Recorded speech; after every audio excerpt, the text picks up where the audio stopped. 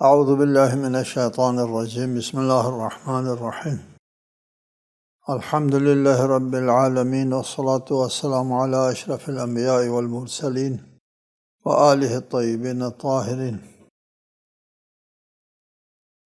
اذ جعل الذین کفروا فی قلوبہم الحمیۃ حمیۃ الجاہلیۃ فانزل اللہ سکینتہ علی رسولہ وعلی المؤمنین وَأَلْزَمَهُمْ كَلِمَةَ التَّقْوَى وَكَانُوا أَحَقَّ بِهَا وَأَهْلَهَا وَكَانَ اللَّهُ بِكُلِّ شَيْءٍ عَلِيمًا۔ سورہ الفتح آیت 26۔ جب کفار نے اپنے دلوں میں تعصب رکھا، تعصب جاہلیت کا، تو اللہ نے اپنے رسول اور مومنین پر اپنا سکون نازل فرمایا اور انہیں تقویٰ کے اصول پر ثابت رکھا، اور وہ اس کے زیادہ مستحق اور اہل تھے، اور اللہ ہر چیز کا خوب علم رکھتا۔ مسلمان جب عمرہ کرنے کے لیے مکہ کا قصد کیا اور حدیبیہ تک پہنچ گئے، بالکل مکہ کے نزدیک پہنچ گئے، تو کافر لوگوں نے اپنی جاہلانہ تعصب کا مظاہرہ کیا۔ حمیت کہتے ہیں اس جوش و جذبے کو جس کے پیچھے غیظ و غضب کار فرما ہوتا ہے۔ جاہلیت کا تعصب، اور کہنے لگے کہ ان لوگوں نے ہمارے باپ دادا کو قتل کیا ہے، اور اب وہ ہمارے ہاں کیسے آ سکتے ہیں؟ نہیں، ہم برداشت کرتے ہمارے باپ دادا کے قاتلوں کو امن و سکون کے ساتھ مکہ میں داخل ہونا ہمارے لیے قابل تحمل نہیں ہے۔ ان کے اس قسم کے متعصبانہ باتوں سے جنگ چھڑنا چاہیے، لیکن جنگ کی نوبت نہیں آنے دی اللہ تعالیٰ نے۔ ان کے جاہلانہ تعصب کی باتوں پر تو جنگ چھڑنا قرین قیاس تھا، لیکن ہم نے ایسا ہونے نہیں دیا۔ فَأَنزَلَ اللَّهُ سَكِينَتَهُ عَلَى رَسُولِهِ، اور اللہ تعالیٰ نے اپنا سکون اور اطمینان اپنے رسول کے اوپر نازل فرمایا، اور مومنین کے دلوں پر بھی کسی قسم کے تعصب اور اضطراب میں آئے بغیر، اور مشرکین کے اس تعصب آمیز رویے کے مقابلے میں امن و سکون، اطمینان اور آرام کا مظاہرہ کیا۔ وَأَلْزَمَهُمْ كَلِمَةَ التَّقْوَى، اور تقویٰ کا کلمہ جو ہے اس کا پابند رہے۔ کلمہ تقویٰ کیا ہے؟ بعض احادیث میں کلمہ تقویٰ سے مراد ایمان ہے۔ وَأَلْزَمَهُمْ كَلِمَةَ التَّقْوَى، ایمان، کلمہ ایمان کے اوپر ان کو ثابت قدم رکھا۔ اور دوسری روایت میں آیا ہے کہ کلمہ تقویٰ سے مراد کلمہ توحید ہے، لا الہ الا اللہ۔ ایمان اور لا الہ الا اللہ میں کوئی فرق نہیں ہے، یعنی انہیں توحید کے اوپر قائم رکھا، چونکہ یہ اضطراب کا مقام تھا، صورتحال مخدوش تھی، اور مکہ میں عمرے کے لیے جا رہے تھے، مکہ کے نزدیک پہنچ گئے تھے، اور پھر یہاں سے واپس جانا بہت دشوار تھا لوگوں کے لیے، لیکن اللہ تعالیٰ نے ان کے دلوں میں سکون نازل فرمایا اور اضطراب ختم کیا، اور کلمہ تقویٰ کے اوپر ان کو قائم رکھا۔ وَكَانُوا أَحَقَّ بِهَا وَأَهْلَهَا، یہ لوگ کلمہ تقویٰ کے اہل تھے اور اس کے حقدار تھے۔ اس حقداری کے اور اہلیت کی بنیاد پر ان لوگوں کو اللہ تعالیٰ نے ثابت قدم رکھا، یعنی مشرکین کے بھڑکانے سے جو طیش میں نہیں آئے، جوش میں نہیں آئے، سکون کے ساتھ اس کا مقابلہ کیا۔ لقد صدق اللہ رسولہ الرؤیا بالحق لتدخلن المسجد الحرام ان شاء اللہ آمنین محلقین رؤوسکم ومقصرین لا تخافون فعلم ما لم تعلموا فجعل من دون ذلك فتحا قریبا۔ اللہ تعالیٰ نے اپنے رسول کے حق پر مبنی خواب کو سچا ثابت کر دیا۔ صدق اللہ رسولہ الرؤیا، رؤیا خواب۔ قرآن مجید میں یہ لفظ رؤیا جہاں بھی استعمال ہوا ہے اس سے مراد خواب ہے، رؤیا خواب کو کہتے ہیں۔ بعض آیات کی تفسیر میں کچھ علماء فحول کو بھی لغزش ہوئی ہے اور رؤیت کا معنی جو ہے وہ خواب نہیں کیا۔ بہرحال رؤیا خواب کو کہتے ہیں۔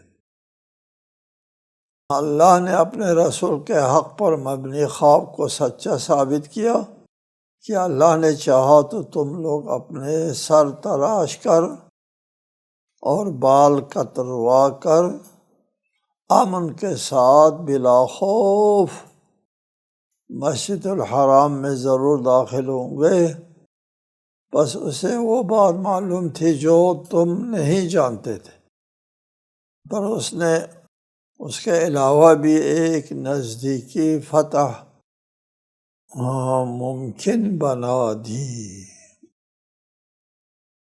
آپ صلی اللہ علیہ وآلہ وسلم نے خواب دیکھا تھا۔ انبیاء کا خواب سچا ہوتا ہے۔ انبیاء کے خواب وحی کے منزلت پر ہوتا ہے۔ وحی خواب میں دیکھا یہ وحی ہے۔ یہ خواب کا تعلق روح سے ہے اور وحی کا تعلق بھی روح سے ہے، دونوں کا تعلق روح سے ہے۔ اس لیے کہ خواب میں انسان جو کچھ دیکھتا ہے وہ آنکھوں سے نہیں دیکھتا، آنکھیں تو خواب میں بند ہیں، اور آوازیں سنتا ہے انسان کانوں سے نہیں سنتا خواب میں۔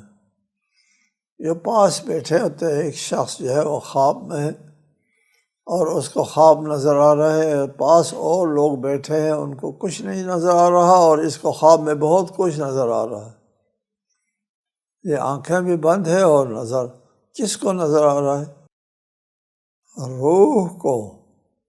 روح کو نظر آنے کے لیے اوزار نہیں چاہیے، آواز سننے کے لیے کان نہیں چاہیے، نظر آنے کے لیے آنکھیں نہیں چاہیے۔ بالکل اسی طرح وحی بھی ہے۔ رسالت میں آپ صلی اللہ علیہ وآلہ وسلم پر جب وحی نازل ہوتی تھی اس وقت رسول اللہ آواز سنتے تھے، دوسرے سامنے پاس بیٹھے ہوئے لوگ نہیں سنتے تھے، کیونکہ یہ آواز کانوں سے نہیں سنی جاتی۔ اس آواز کو سننا ہے روح نے، روح رسول جی، قلب رسول کے اوپر وحی نازل ہوتی ہے۔ قلب کس کہتے ہیں؟ قلب اس مرکزی طاقت قوت کو کہتے ہیں جو باقی طاقتوں کا مرکز ہے۔ وہ مرکزی طاقت اور قوت کو قلب کہتے ہیں، رسالۃ مآب کے وجود کے مرکز پہ وحی نازل ہوتی تھی، وجود کے مرکز پہ۔ آواز جب سنتے تھے جبرائیل کی تو وہ کانوں سے نہیں سنتے تھے، پیغمبر کا وجود سنتا تھا۔ تو یہاں خواب میں جب رسالۃ مآب نے دیکھا کہ ہم مسجد حرام میں داخل ہو رہے ہیں تو یہ ایک یقینی مسئلہ ہے، یہ وحی کی طرح ہے۔ اللہ نے سچ کر کے دکھایا رسول اللہ کو خواب کہ وہ داخل ہوں گے مسجد حرام میں انشاءاللہ آمنین و محلقین رؤوسکم و مقصرین، امن و سکون کے بغیر کسی لڑائی کے، اور سر منڈوا کر بال کٹوا کر داخل ہو جائیں گے مکے میں، امن و سکون کے بغیر کسی جھگڑے کے، لڑائی کے، بغیر کسی جنگ کے، خون خرابی کے۔ یہ خواب میں دیکھا، اور اس طرح اس خواب کو بھی رسالۃ مآب نے لوگوں کو سنا دیا، تو سب کو یہ خیال ہوا کہ اسی سفر میں ہم مکے میں داخل ہو جائیں گے۔ ظاہر ہے ہم ہوتے ہم بھی یہی سمجھتے، بس اس کا مطلب یہ ہے رسول کا خواب جو ہے سچا ہوتا ہے، غلط ہونا ناممکن ہے، لہٰذا ہم اسی سفر میں مکہ میں داخل ہوں گے، امن اور سکون کے ساتھ، لڑائی بڑائی نہیں ہوگی۔ جب حدیبیہ میں مشرکین جو ہے وہ سامنے آ گئے ہیں، آگے جانے نہیں دیا، پھر مذاکرات شروع ہو گئی، شرائط طے ہو گئی، صلح ہو گئی، واپس جانے کا فیصلہ کیا، تو لوگوں نے کہا اس خواب کا کیا بنا؟ رسول اللہ کا خواب تو سچا ہوتا ہے۔ رسول کی رسالت پر شک کرنا شروع کیا، اظہار بھی کیا، بتایا بھی۔ ان کا نام بھی آتا ہے عبداللہ ابن ابی، جو منافقین کا وہ تھا سربراہ، عبداللہ ابن نفیل، رفاعہ بن حارث وغیرہ، اور لوگوں نے بھی کیا، اور لوگوں نے بھی کی ہے، تو ان کے لیے توجیہ کرتے ہیں۔ ہم نہیں پڑھتے اس میں کہ اور لوگوں نے بھی اعتراض کیا ہے، رسالت کے مآب کی رسالت پر شک کیا ہے اور اس کی کیا توجیہ کی ہے علماء نے، ہم اس میں نہیں پڑھتے۔ بہرحال یہ واقعہ پریشان کن تھا لوگوں کے لیے، جن کا ایمان مضبوط نہیں تھا، سطحی تھا، ان کو شک گزرا کہ یہ خواب دیکھا ہے اور یہ نبی کا خواب سچا ہوتا ہے اور ابھی واپس جا رہے ہیں، کہاں سچا ہوا، کیا ہوا؟ ان اعتراضات کے جواب میں فرمایا یہ خواب دیکھا ہے، لیکن فَعَلِمَ مَا لَمْ تَعْلَمُوا، اللہ تعالیٰ کے علم میں وہ باتیں ہیں جو تمہارے علم میں نہیں ہیں۔ خواب دیکھنے کی وجہ سے اسی سفر میں مسجد حرام میں داخل ہونا ہے، نہیں ہونا ہے۔ کیوں نہیں ہونا ہے؟ یہ علم الہی میں ہے۔ اب یہ صلح کر کے واپس جانا ہوگا، مصلحت اسی میں ہے، اسلام کی بالادستی اسی میں ہے۔ چنانچہ چشم جہان نے دیکھ لیا کہ 1400 کا لشکر اس صلح کے نتیجے میں ایک مختصر مدت کے بعد 10,000 کا لشکر بن کر کے مکے میں داخل ہو گیا۔ 1400 1,500 کا لشکر 10,000 کیسے ہوا؟ جی اس صلح کی وجہ سے ہوا۔ 1,400 کا لشکر داخل ہونا بہتر ہے 10,000 کا۔ 10,000 کا لشکر داخل ہوا پوری طاقت کے ساتھ۔ اس کا اشارت فرما فعلم ما لم تعلموا، تم کو علم نہیں اللہ کے علم میں ہے کہ صلح کرو، ابھی جاؤ اور یہ طاقت بن کے آ جاؤ، وہ خواب پورا ہو جائے گا اس وقت۔ فتح مکہ ہو گیا 10,000 کے لشکر کے ساتھ۔ جی فجعل من دون ذلك فتحا قریبا، فتحا قریبا۔ جی اور پھر اللہ تعالیٰ نے اسی بنا پر ایک فتح یاب جو ہے وہ سلسلہ قائم کر دیا اور 10,000 کے لشکر کے ساتھ مکہ میں داخل ہوا۔ اس لیے فتحا قریبا، صلح حدیبیہ فتح مبین بھی ہے اور فتح قریب بھی ہے۔ فتح مکہ تو 1-2 سال بعد، لیکن یہ فتح حدیبیہ صلح کی شکل میں وہ ابھی اسی سال۔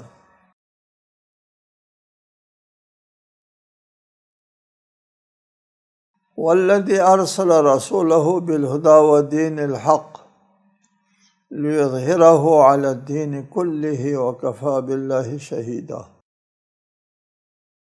وہ وہی ہے جس نے اپنے رسول کو ہدایت اور دین حق کے ساتھ بھیجا تاکہ وہ اسے ہر دین پر غالب کر دے، اور گواہی دینے کے لیے اللہ ہی کافی ہے۔ سورہ توبہ میں اس قسم کی آیت کی تشریح ہو گئی ہے کہ ارسل رسولہ بالہدی ودین الحق لیظہرہ علی الدین کلہ، تمام ادیان پر فوقیت غالب آنے کے لیے دین اسلام آیا ہے۔ ارسل رسولہ بالہدی ودین الحق لیظہرہ علی الدین کلہ، تمام ادیان کے اوپر دین اسلام جو ہے وہ غالب آنے والا ہے۔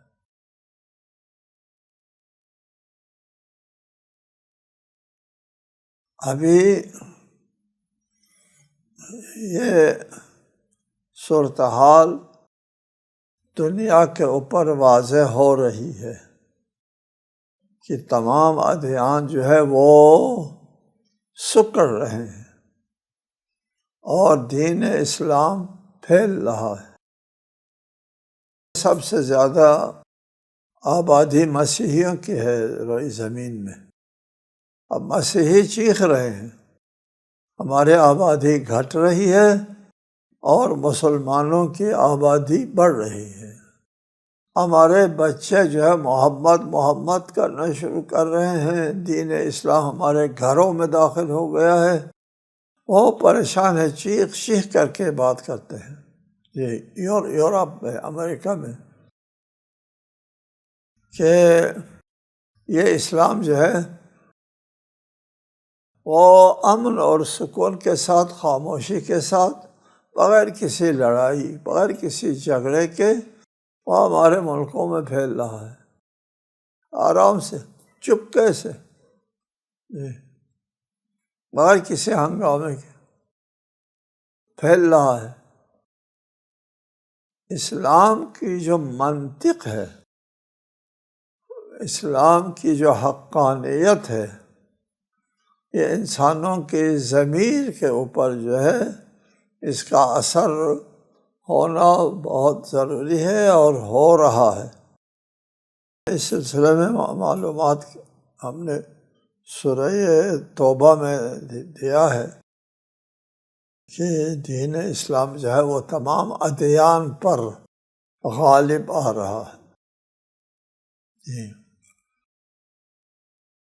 ان لوگوں نے دیکھا کہ دین اسلام میں کی مقبولیت جو ہے وہ بڑھ رہی ہے، آؤ ایک کام کرتے ہیں، ہم اس دین کو بدنام کرتے ہیں تاکہ لوگ اس سے متنفر ہو جائیں۔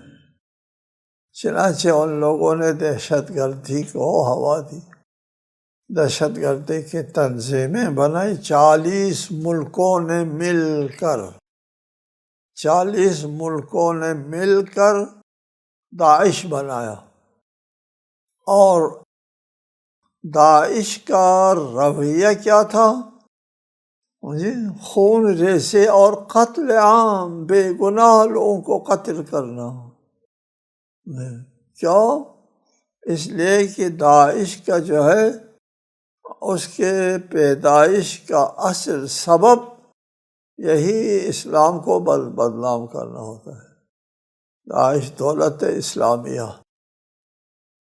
اور علم پر کلمہ لا الہ الا اللہ لکھ کر کے لے جاتے ہیں، اور بے بس بوڑھوں کو، بے بس لوگوں کو قتل کرتے ہیں، اور عصمتیں لوٹتے ہیں۔ دنیا کا ہر جرم کے وہ مرتکب ہو جاتے ہیں، اور دنیا والوں کے سامنے یہ منعکس کرتے ہیں، یہ دیکھو یہ داعش والے وہ کلمہ پڑھتے ہیں، اور اس طرح اسلام کو بدنام کرنے کے لیے بہت سے حربے استعمال کیا ان لوگوں نے، اور کر رہے ہیں، حربے استعمال کر رہے ہیں۔ ہمارے مجالس عزاداری کو ماسخ کرنے کے لیے، ہمارے خلاف استعمال کرنے کے لیے کتنا کام ہو رہا ہے۔ سادہ لوگ ہیں، متوجہ نہیں ہوتے، جو لوگ متوجہ ہوتے ہیں ان کی بات سنتے نہیں ہیں، ورنہ یہاں پر ان لوگوں نے دیکھا ہے عزاداری کے کیا اثرات ہیں، کیا عجیب معجزہ ہے یہ عزاداری، اس کو ختم کرو، خراب کرو، بے اثر کرو، لگے ہوئے، لیکن نہیں ہو سکتا، نہ ہو سکا۔ جی وعدہ الہی ہے، لِيُظْهِرَهُ عَلَى الدِّينِ كُلِّهِ، تمام ادیان کے اوپر اس دین نے غالب آنا ہے۔ محمد رسول اللہ صلی اللہ علیہ وآلہ وسلم والذین معه اشداء علی الکفار رحماء بینہم تراہم رکعا سجدا یبتغون فضلا من اللہ ورضوانا سیماہم فی وجوہہم من اثر السجود ذالک مثلہم فی التوراۃ ومثلہم فی الانجیل کزرع اخرج شطأہ فآزرہ فاستغلظ فاستوى على سوقه يعجب الزراع ليغيظ بهم الكفار وعد الله الذين آمنوا وعملوا الصالحات منهم مغفرة وأجرا عظيما۔ محمد صلی اللہ علیہ وسلم اللہ کے رسول ہے، اور جو لوگ ان کے ساتھ ہیں وہ کفار پر سخت گیر اور آپس میں مہربان ہیں۔ آپ انہیں رکوع سجود میں دیکھتے ہیں، وہ اللہ کی طرف سے فضل اور خوشنودی کے طلبگار ہیں۔ سجدوں کے اثرات سے ان کے چہروں پر نشان پڑے ہوئے ہیں، من اثر السجود۔ ان کے یہی اوصاف توریت میں بھی ہیں اور انجیل میں بھی، ان کے یہی اوصاف ہیں۔ جیسا کہ ایک کھیتی جس نے زمین سے اپنی سوئی نکالی، پھر اسے مضبوط کیا اور وہ موٹی ہو گئی، جب اپنے تنے پر سیدھی کھڑی ہو گئی اور کسانوں کو خوش کرنے لگی تاکہ اس طرح کفار کا جی جلائے، لیغیظ الکفار، کفار کو غصے میں ڈال دے۔ ان میں سے جو لوگ ایمان لائے اور اعمال صالح بجا لائے ان سے اللہ نے مغفرت اور اجر عظیم کا وعدہ کیا ہے۔ یہ آیت جو ہے آیت مبارکہ قابل تحقیق ہے، قابل بحث ہے، قابل توجہ آیت ہے کہ رسالت مآب کے بارے میں فرمایا کہ یہ اللہ کے رسول ہیں، والذین معہ، اور جو لوگ اس رسول کی معیت میں ہیں۔ معہ، معیت کہا ہے۔ ایک ہوتا ہے لفظ کہ صحبت میں ہوتے ہیں، اور دوسرا لفظ ہوتا ہے معیت۔ صحبت اور ہے، معیت اور ہے، ان دونوں میں فرق ہے۔ رسول کے معیت میں جو لوگ ہوتے ہیں وہ رسول کے ساتھ ہر مصیبت سے سہ جاتے ہیں۔ رسول کے ساتھ بھوک، محرومیت، اذیت، جنگوں میں زخم اور اذیت و آزار سہتے ہیں۔ یہ معیت ہے۔ ہر قدم پر رسول سے جدا نہ ہونا۔ اگر کسی بھی مرحلے میں رسول سے جدا ہو گئے کہ معیت ٹوٹ گئی، معیت نہیں۔ عرض کیا معیت اور صحبت دو مختلف چیزیں ہیں، کہ مثلاً رسالت مآب جب غار میں موجود تھے تو ایک صحابی ان کے ساتھ تھے، تو ان سے فرمایا اذ یقول لصاحبہ، اپنے ساتھی سے کہا اللہ ہمارے ساتھ ہے۔ یعنی وہاں غار میں ایک کی معیت حاصل تھی اور دوسرے کی صحبت حاصل تھی۔ یہ دونوں، ان دونوں کا فرق واضح ہو گیا۔ اذ یقول لصاحبہ، ہم اس کے اوپر آئندہ تفصیل سے گفتگو کریں گے انشاءاللہ۔ السلام علیکم ورحمۃ اللہ وبرکاتہ۔